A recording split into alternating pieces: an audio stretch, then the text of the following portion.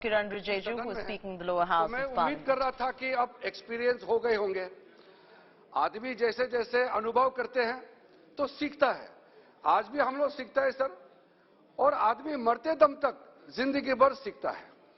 सीखने में कोई परे किसी को होना नहीं चाहिए, वरना आपको ज्ञान प्राप्त नहीं होगा।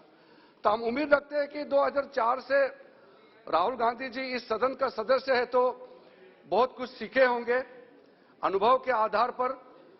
और उस समय जब हम लोग सदन में आए तो मुझे याद है अधीर जी भी थे, यहाँ अटल बिहारी वाजपेयी जी, जॉर्ज फर्नांडिस जी, चंद्रशेखर जी, बड़े बड़े आडवाणी जी, सब लोग यहाँ इस सदन में मौजूद थे, मेंबर थे, और हम लोग पीछे में बैठ करके सीखते थे। मैं तो अपोजिशन पार्टी का एमपी, वो लास्ट कोने में बैठते थे और हम लोग ध्यान से सुनते थे।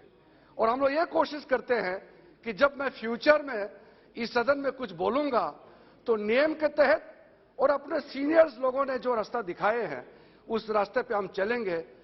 ये सब सोचते हैं कि ऐसा ही हमारा परंपरा रही है और ऐसा चलना चाहिए। और जब इस हाउस में किसी भी विषय पे चर्चा होती है तो नियम होता है। जब बजट पे चर्चा होगी तो बजट के बारे में इसमें डिस्कशन होगा, और जब 193 पे चर्चा होगा तो जिस विषय पे लेकर के चर्चा हो रहे हैं उस पे चर्चा होते हैं। और ये चर्चा जो हो रहे हैं, ये motion of thanks to honourable president of India on her address to the joint session of the parliament, and that is the basic norms which we have to adopt, कि हम जिस मुद्दे को लेकर के आज चर्चा कर रहे हैं और उसी से हम इधर उधर भटकने का कोशिश ना करें।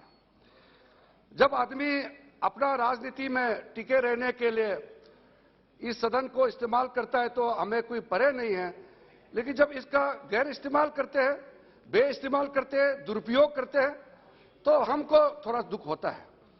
अदरवाइज ये पीपुल्स हाउस है, पीपुल्स रिप्रेजेंटेटिव का हाउस है, इसलिए इसको हाउस ऑफ द पीपल कहा जाता है।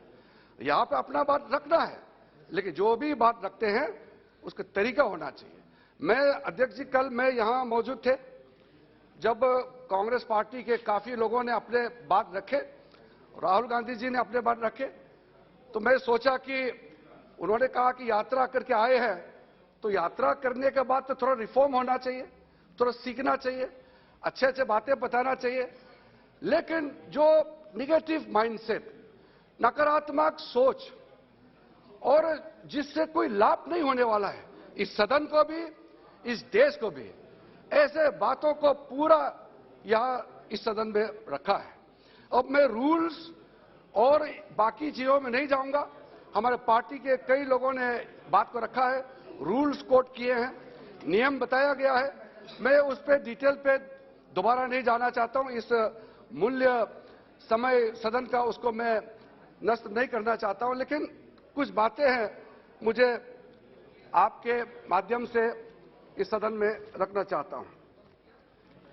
सर, जब राष्ट्रपति जी ने मूल बात से सरकार का कामकाज को सदन में रखा और आगे का रास्ता को भी तय करने का एक रास्ता बताया है, अगर राष्ट्रपति जी का अभिभाषण को लेकर के अगर चर्चा होती तो हम लोगों को भी जवाब देने में अच्छा होता।